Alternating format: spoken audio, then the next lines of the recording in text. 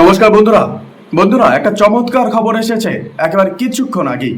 খবরটা এমন যে আমেরিকার সবচেয়ে বড় অয়েল আর natural gas company Exxon Mobil corporation নাকি রাশিয়ার সঙ্গে কয়েকদিন ধরে গোপনে আলোচনা চালাচ্ছে। হ্যাঁ, ঠিকই শুনেছেন।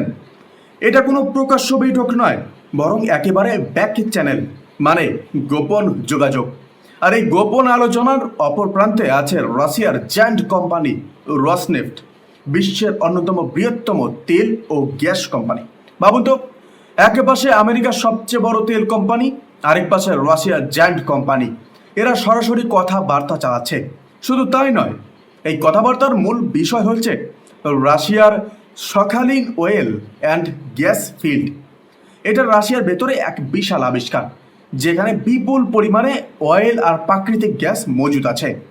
বিশেষজ্ঞরা বলছেন যে পৃথিবীর সবচেয়ে বড় ন্যাচারাল গ্যাস রিজার্ভগুলোর একটি এখানেই রয়েছে। আর আশ্চর্যের বিষয় হলো, এখনো পর্যন্ত সেখান থেকে এক ফোঁটাও গ্যাস উত্তোলন শুরু হয়নি। পুরো এলাকা একেবারেই আনটাচেবল, বা সেখানে কোনো হাতই লাগানো হয়নি, কারো হাত পড়েনি সেখানে।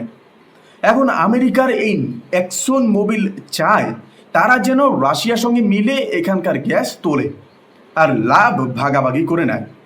এই ব্যাপারে রাশিয়ার রোসনেফটের সঙ্গে অনেকটা এগিয়ে গেছে আলোচনা। এমনকি শোনা যাচ্ছে খুব শীঘ্রই একটা ডিলও হয়ে যেতে পারে। কিন্তু সমস্যা হলো, যেটা গোপনে হচ্ছিল সেটাই ফাঁস হয়ে গেল।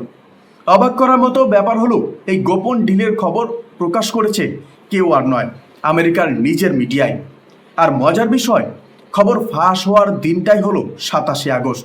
আর এদিনেই ভারতের জন্য এক দুঃসংবাদ কার্যকর হলো, কারণ আজ থেকেই আমেরিকা ভারতের ওপর 50% ট্যারিফ বসিয়েছে। মানে ভারতের যে কোনো প্রোডাক্ট আমেরিকায় বিক্রি হলে এখন থেকে তার দামে 50% বাড়তি ট্যাক্স দিতে হবে। ভেবে দেখুন কি মারাত্মক ব্যাপার। কিন্তু কেন এমন হলো? আমেরিকা চায় না যে ভারত রাশিয়ার কাছ থেকে অপরিশোধিত তেল কিনুক। তাদের দাবি, ভারত ও রাশিয়ার কাছ থেকে যে অয়েল আর গ্যাস কিনছে সেই টাকা দিয়ে নাকি রাশিয়া ইউক্রেনের বিরুদ্ধে যুদ্ধ চালাচ্ছে। তাই ভারতকে চাপ দিতেই এই অতিরিক্ত ট্যাক্স চাপিয়েছে আমেরিকা। কিন্তু মজার ব্যাপার হলো, আমেরিকার প্রেসিডেন্ট ডোনাল্ড ট্রাম্প বাইরে থেকে সবাইকে চাপ দিচ্ছেন রাশিয়ার কাছ থেকে তেল কিনবে না, কিন্তু ভেতর ভেতরে তার দেশের সবচেয়ে বড় কোম্পানিগুলোকে নিজেই রাশিয়ার সঙ্গে ডিল করাচ্ছেন।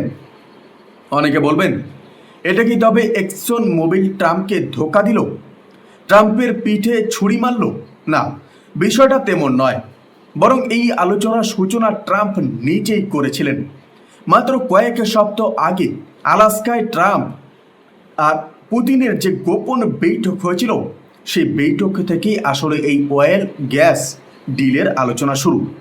বন্ধুরা, এখানে শেষ নয়। এই আলোচনা ফাঁস হয়ে যাওয়ার পর আমেরিকায় শুরু হয়ে গেছে তীব্র সমালোচনা।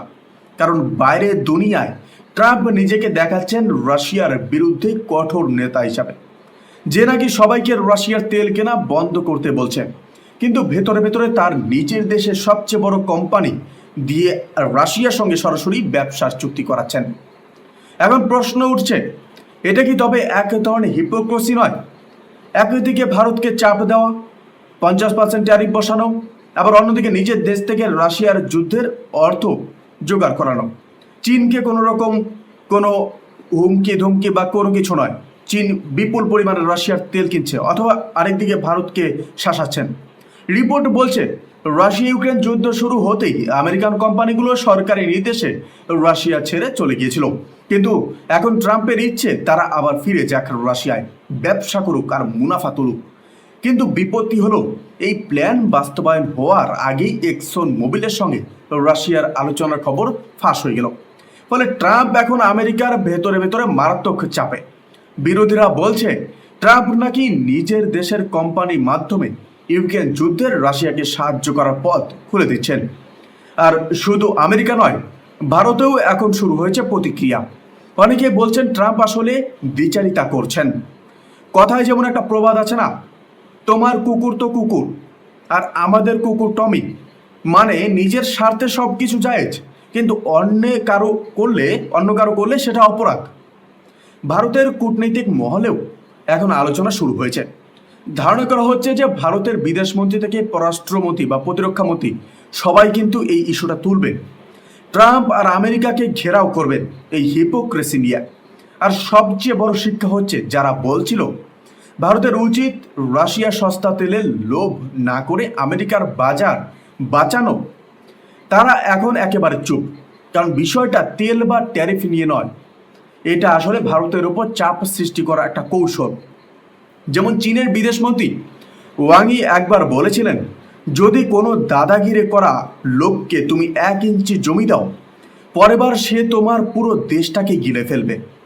তাই ভারতের অবস্থান স্পষ্ট, প্রথম ধাক্কাতেই প্রতিরোধ করতে হবে, নইলে পরে আর কোনো সুযোগ থাকবে না।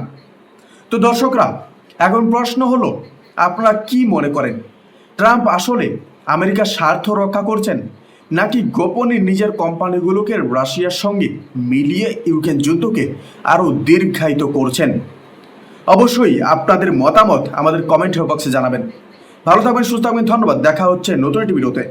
জয় হিন্দ। এই ভিডিওটি শেষ পর্যন্ত দেখার জন্য ধন্যবাদ।